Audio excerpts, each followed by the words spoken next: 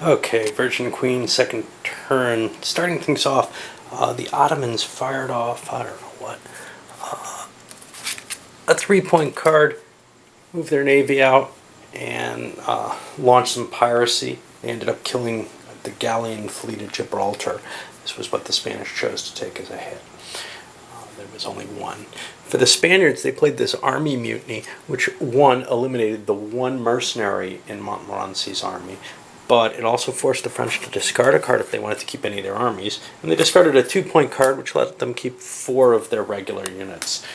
But that, immediately starts throwing them behind, right? I think it's gotta actually be a card discard, rather than... No, it could be a treasure. Hold on. If they've got a treasure, they'd rather play that than a card, no question. So they've got a 2-point treasure. Treasures are better to throw than cards if they have less flexibility, because you have to use them to extend your turn. And let's say you take military actions with your card, you can't do that done with your treasure or whatever. All right, I'm going to try to keep the pace up on these.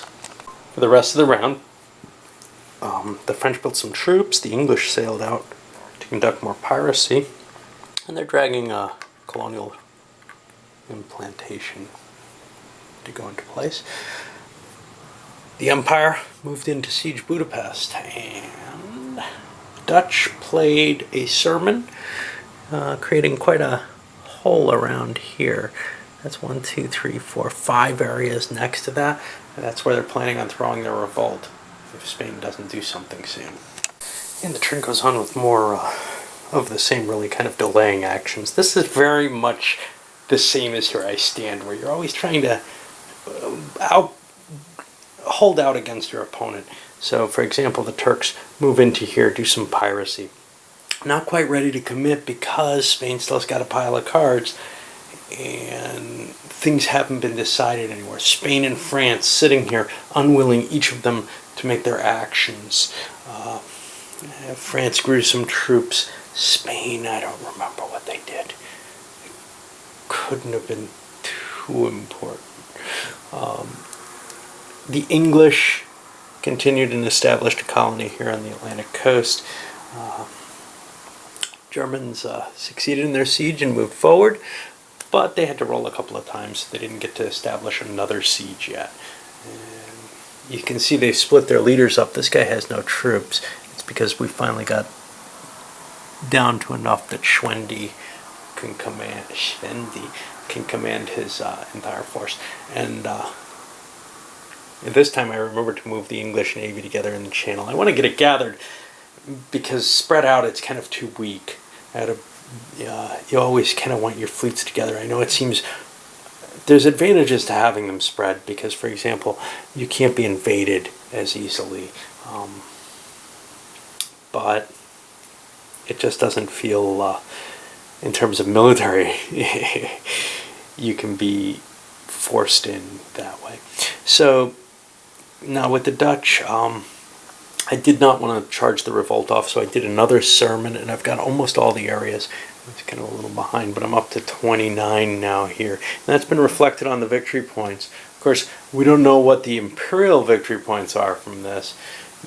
They're kind of towards the end of the high end of the scale right now. So there's kind of a threat. Hey, if they're doing, and we won't tell whether or not they are, but if they're doing the balanced view, they've got a decent amount of points sitting there and aren't too far going into that third turn, when I think, I don't know if it's turn 3 or 4, that you can win that automatic victory. Let me just look that up real quick.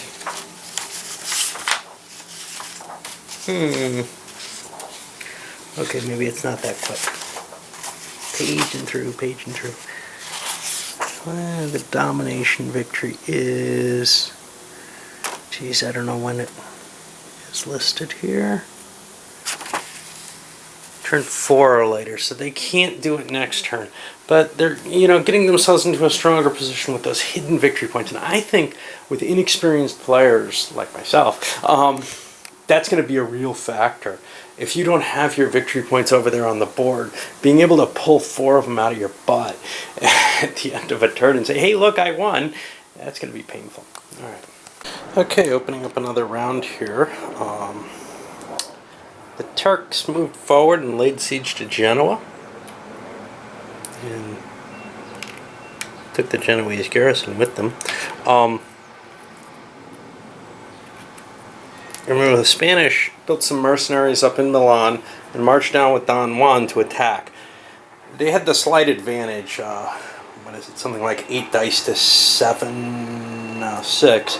8 dice to 6 is a larger force. But they ended up at a draw and were driven back. However, they drove the Turkish forces down low enough they had to abandon the siege anyway. Luckily, the Turks had converted Siena.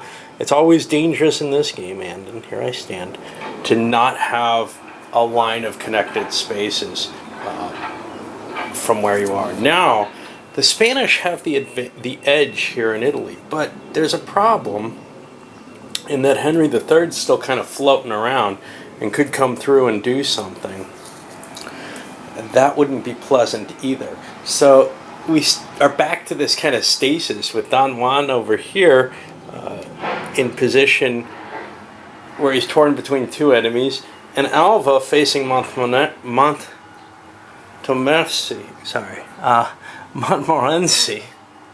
Can't remember it unless I see it. With both of them about equal. The Don Juan thing was forced by the threat of the siege, but there's nothing to force a fight here. And that's one of the reasons stasis happens in this game. Well, question is, of course, they have a handful of cards. I don't want to dig into the treasures until I'm late in the turn. All right.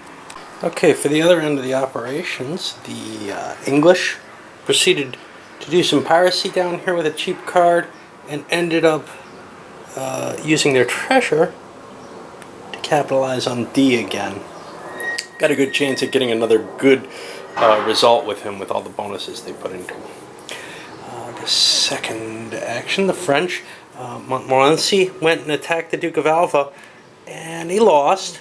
Yeah, these are really annoying, the plastic things. Like, they've worked pretty well on most of the games, and was knocked back to Poitiers, where he built another unit, much less tight around the counterfeits. For good or ill, I'm thinking about slipping something into each one to stick the counters in there better, like a little piece of toilet paper or something, whatever. That should actually work. Make me grump a lot less. Okay, for the Empire, they moved forward, began their siege of Belgrade, and I think that's it for them. And then the Protestants finally played their Calvinist Zeal card there. You can almost see it. Lighting is really bad in the morning. And launched a revolt, and you see there are some Dutch territories. The Dutch victory point, or Protestant victory points as it were, because they include the Huguenots, have increased. The Spanish have gone down a little bit. And they basically have a free hand in the Netherlands at this point under William. They should be able to take quite a bit of territory. They're going to aim for the south because that's the easiest for the Spaniards to just get to and start launching attacks out of. It's going to be awfully tough, for Spain if they only have one entranceway.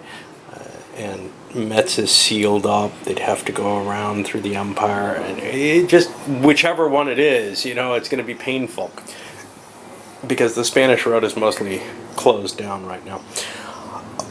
All right, let's see. I guess I got time for another one. Well, the Turks fall back from their... that's my morning patrol copter. The Turks fall back from their advanced position in Italy. Now that allows... and with hopes of maybe being able to deal with the Empire. And that allows the Spaniards to march in and lay siege to Marseille. And now they've got Henry III stuck in the city there, which is really dangerous for the French. Not because he's king particularly, but just it could be a leader that they lose use of because he's stuck in Marseille. And if he's captured, he's stuck in Spain, where he'd have to be ransomed if you want him back. The English continued with their piracy and built some troops. And on the other side of things, the French ended up chasing the Duke of Alva out of La Rochelle. which they kind of had to siege. They played a big card. They could have swung around back to Poitiers and attacked him again in hopes of getting him. My sweat is dripping off me and onto the game, so I've got to stop playing until I get the air conditioning on again. But instead they decided to sit back and siege La Rochelle rather than spend all those extra movement points, and they're patronizing an artist. The reason they would have to leave La Rochelle is otherwise their whole army could be destroyed if they lost a battle. Now the chances of them losing a battle are low. Duke of Alba has very little forces there. But that's also a reason to let him be. He's really not that important, and taking La Rochelle might be.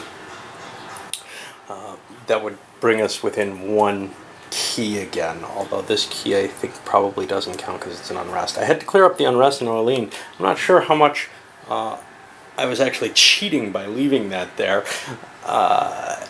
There's no line of communication out of Paris with Rouen and Orléans tied up that way, with the Spaniards holding the things they were. So I might have been doing some actions I couldn't actually.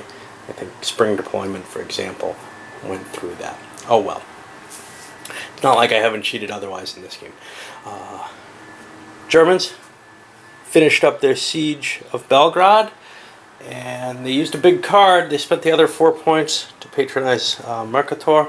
And let's see, the Dutch, instead of trying to capitalize on their military advantage, played a witchcraft card. This is again one of those delaying action cards. They stole a card from the Empire. They're a little worried about how many victory points the Empire has. Right now they're at 16. They could be significantly higher if they've taken the balanced position. So you've got to worry about them, and in a sense, with decent players, I think people kind of always count the maximum points in, and therefore, you know, it's kind of dangerous to have an unrevealed victory condition like that, because everybody assumes the worst. But if people are not as familiar with the game, they may not tend to take that kind of attitude. Alright, I'm going to load this one up. I want to keep these kind of small.